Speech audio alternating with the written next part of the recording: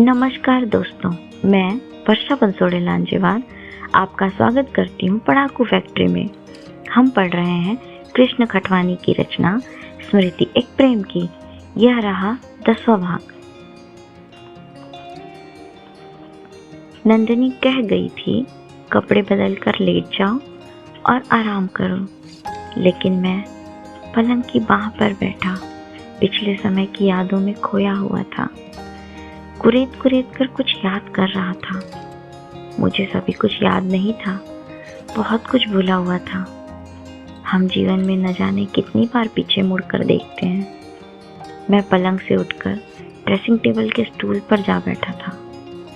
Dressing table के पास radiogram पर रवि द्वारा बनाया हुआ नंदिनी का पेंसिल रेखा चित्र रखा था। मैं उस रेखा चित्र की ओर देखने लगा। यौवन में हमारे चेहरों पर ताजगी होती है, उम्मीदें होती हैं। मैंने आईने में खुद को देखा। मेरी कनपटियों के बाल सफ़ेद होने लगे थे। आंखों की चारों ओर झुर्रियाँ पड़ रही थीं। आंखों में से कुछ थकावट दिखने लगी थी। कालचक्र स्वमेव घूमता रहता है। इंसान खुद ब खुद बूढ़ा होने लगता है।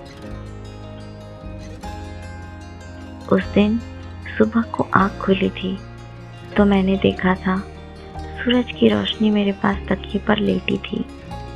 मैंने निर्मल आंखों से चारों ओर देखा था।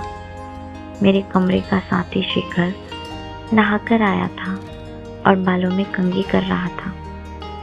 मुझे तब जगा हुआ देखकर बोला था, ठीक तो हो सतेन, आज तुम काफी देर तक सोए।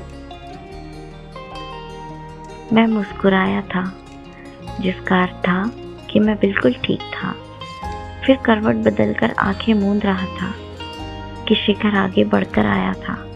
बोला था, तुम्हें तो पता होगा कॉलेज में एक नई अफवाह फैली है। नंदिनी और देवव्रत के प्रेम की अफवाह। मैं चौंक उठा था। क्या कह रहे हो? क्या तुम्हें पता नहीं है? शेखर ने साश्चर्य कहा था। नंदिनी तुम्हारे साथ मंत्री पद पर काम कर रही है। तुम दोनों सारा दिन बातें करते रहते हो। क्या उसने तुम्हें नहीं बताया है? लड़कियों के हॉस्टल की सभी लड़कियां तो यह जानती हैं। ऐसी खबरें लड़कियों के हॉस्टल से ही फैलती थी। कभी वे सच्ची होती थी तो कभी बड़ी चढ़ी अफवाहें। मैंने कहा था, हो सकता है यह सिर्फ एक अफवाह हो। नहीं, अफवाह नहीं है। मैंने स्वयं उन्हें देखा है। सप्ताह भर से वे दोनों दोपहर के खाने के बाद बाग के कोने में जा बैठते हैं और शाम तक बातें करते रहते हैं। दोपहर के खाने के बाद मैंने भी उन्हें पेड़ तले बैठकर बातें करते देखा था, लेकिन मैंने कोई विशेष ध्यान नहीं दिया था। मैं उठकर बाथरूम में चला गया था। मैंने लौटकर देखा था, शेखर वहां न था। मेरे भीतर अजीब सी अकुलाहट थी।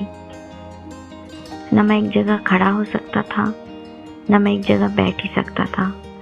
कभी खिड़की के पास जाकर खड़ा हो जाता तो कभी कुर्सी के पास बैठकर कोई किताब निकालकर पढ़ने की कोशिश करता था। कभी फिर कमरे में ही चहलकदमी करने लगता, जैसे भीतर कोई आग सुलग रही हो।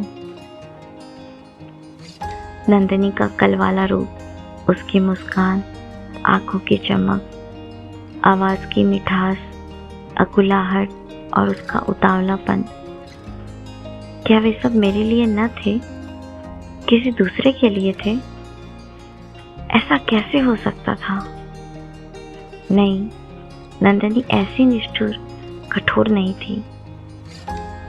कई बार उसने अपने दिल के झुकाव का संदेश संकेतों में मुझ तक पहुंचाया था। एक मैं ही था जो जैसे हाड़ मांस का बना हुआ न था, काष्ठ का बना हुआ था। मैंने कभी आगे बढ़कर उसे यह नहीं कहा था, नंदिनी, मुझे तुम्हारी भावनाओं की कद्र है, परंतु अब जब किसी दूसरे ने उसके हृदय में निवास किया था तो मैं जागा था। यह कैसा संयोग है जीवन में, कैसा परिहास है। मैं तब जागा जब मेरी प्रेयसी दरवाजे पर दस्तक दे देकर वापस चली गई थी।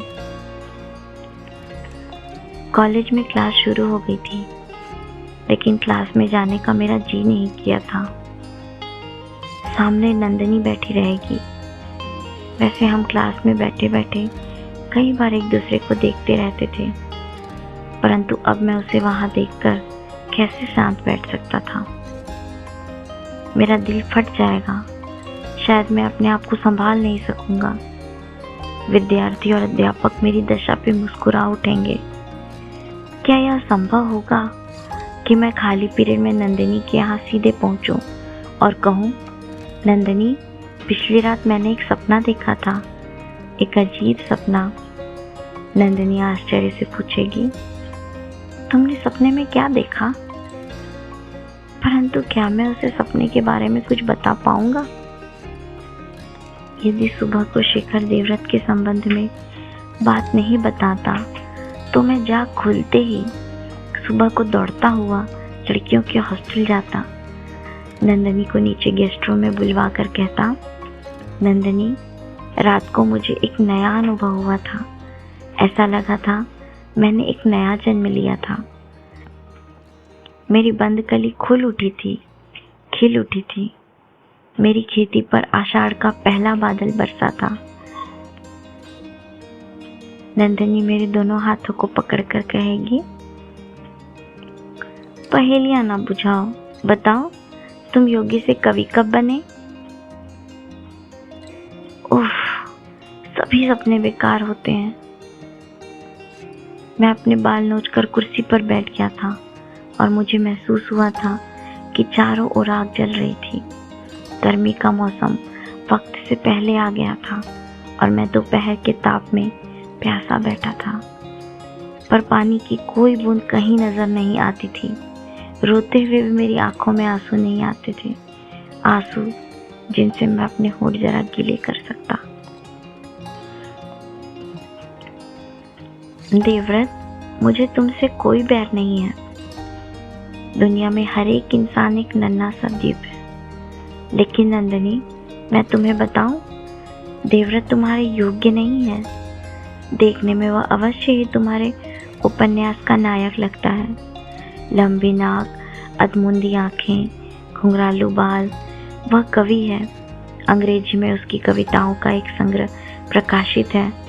वह सदा बात बात में अपने वाक्यों में किसी न किसी कवि की पंक्तियां टाँकता रहता है। वह अगर ठहाका मारता है तो वह भी नकली होता है, किसी पर अपना प्रभाव जमाने के लिए होता है।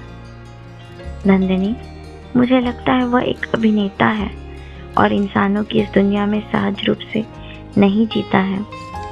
वह सदा यह महसूस करता है कि वह एक मंच पर है और अभिनय कर रहा है। दर्शकों पर प्रभाव डालना उसके जीवन का लक्ष्य है, परंतु थोड़े समय के बाद ही असली नकली का भेद खुलने लगता है। नंदिनी, तुम इतने दिनों से मेरे समीप रही हो, तुम्हें ज्ञात है कि जब कभी मैं तुम्हारी ओर देखता हूँ तो पहले मेरी आंखें तुम्हारी आंखों से इजाजत लेती हैं, फिर उसके बाद ही तुम्हारे हृदय कक्ष में प्रवेश करती हैं। नहीं नंदिनी, नहीं, तुम्हें मालूम नहीं है कि तुम कहाँ जा रही हो। दूसरे दिन मैं क्लास में गया था और एक खाली पीरियड में मैंने तुम्हें पुकारा था। नंदिनी, वह उस समय अपनी कुछ सहेलियों से बातें कर रही थी। उसने मुड़कर मुझे देखा था। मैंने उसके चेहरे की ओर देखा था। उसके मुख पर प्रसन्नता की लालिमा थी और मेरे हृदय में आग लगी थी। क्या मेरे हृदय के उद्वेलन की कोई छाया मेरे मुख पर न थी जिससे वह कुछ समझ पाए? उसने जैसे वह कुछ भी न देखा हो, वह अपनी मौज में थी। मैंने कहा था, ऐसे ही मेरे मन में आया मैं तुम्हें पुकारूं, तुम्हें अपने पास बुलाऊं। हम बहुत दिनों से मिले भी तो नहीं। वह मेरी ओर नहीं देख रही थी। बहुत दिनों से कैसे नहीं मिले? अभी उस दिन शाम को हम रेल पथ की ओर गए थे, पर आजकल मैं हर शाम को देवव्रत के साथ टहलने जाती हूँ। उसकी बातों में मुझे बहुत मजा आता है। उसे सैकड़ों अंग्रेजी की कविताएं याद हैं। मैं स्तंभित सा खड़ा था। उसने मेरी ओर निहारा था और कहा था, तुम ठीक तो हो सतेन? फिर वह एकाएक बोली थी, तुम्हारी आवाज क्यों बदली बदली सी है?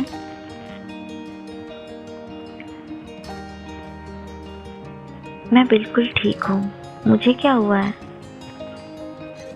मैंने अजीब सी आवाज में कहा था और मैं मुड़कर हॉस्टल की ओर चलने लगा था, परंतु नंदिनी ने मुझे आवाज देकर नहीं रोका था। शायद उसके अहम को कोई धक्का पहुंचा था। नंदिनी, तुम्हारा यह शयन कक्ष और मैं तुम्हारा ही पेंसिल रेखा चित्र हाथ में लेकर तुम्हारे बारे में सोच रहा हूँ। तुम्हें मैंने कभी नहीं बताया कि मैंने वे दिन कैसे गुजारे थे। आज भी उन दिनों की याद कर मन में एक कंपन पैदा हो जाता है। एक पीड़ा समूचे अस्तित्व को घेर लेती है। नंदिनी, कभी कभी ऐसा क्यों होता है कि कोई व्यक्ति हमारे लिए समूचा संसार बन जाता है? उस वक्त ऐसा लगता है हमारी सारी प्रसन्नता, हमारा सभी कुछ उस व्यक्ति पर निर्भर है। हमारा जीवन, हमारी मुक्ति भी उस पर आधारित है। वे दिन, वे रातें मैंने मानो नरक में बिताई थी। मुझे कुछ भी अच्छा नहीं लगता था। मैं क्लास में न जाता, किताबें न पढ़ता, दोस्तों से न मिलता। क्लास में जाने के बजाय मैं अक्सर कॉलेज की हदों को लताड़ कर आसपास के गांवों की ओर चला जाता था। कुछ मीलों की दूरी पर एक नदी थी जो बरसात में भरपूर बहती थी, जिसमें वैसे भी पानी रहता था। उसके आसपास खूब हरियाली होती थी। मैं वहां जाकर किसी पेड़ तले बैठ जाता था। कभी आकाश की ओर देखता था जहां झुरमुट बादल छितराए हुए होते थे। कभी पेड़ों की चोटियों की ओर निहारता जहां पक्षी बैठे रहते थे, या कभी उनके पत्ते हवा में झूलते रहते थे। कभी फिर अपनी राह जाते हुए संथालों की ओर देखता रहता था, पर मेरे मन में शांति न थी। उसमें सदा एक तूफान पलता था। एक जगह बैठकर लगता था कि वहां से उठकर कहीं और जा बैठूं। चाहता था भटकता रहूं। उन दिनों कीट्स ने मुझे सहारा दिया। उसकी कविताएं तो मैं पढ़ता ही था, पर उसके पत्र भी मैं बार बार पढ़ता था। न खाना समय पर खाता और न ही नींद समय पर लेता था। आखिर मैंने हार मान ली थी। मेरा शरीर मेरे मन की पीड़ा को अधिक नहीं सह सका था। मैं ढह पड़ा था। 2-3 दिन हॉस्टल के बिस्तर पर पड़ा रहा था। मुझे तेज बुखार था। शरीर अंगारों की तरह जल रहा था। आधे होश में रहता था। डॉक्टर ने कहा मियादी बुखार है। मुझे कॉलेज के अस्पताल में दाखिल कराया गया था। सतेन का प्रेम से भरा हृदय नंदिनी का अपने प्रति बेरुखी सहन नहीं कर पा रहा है, लेकिन इधर नंदिनी इस प्रेम से अनजान है। क्या कभी नंदिनी सतेन के हृदय की दशा समझेगी? जानने के लिए बने रहें सतेन नंदिनी की इस कहानी के साथ। वीडियो को लाइक करें, शेयर करें, चैनल को सब्सक्राइब करें और बेल आइकन जरूर दबाएं। धन्यवाद। जय भारत।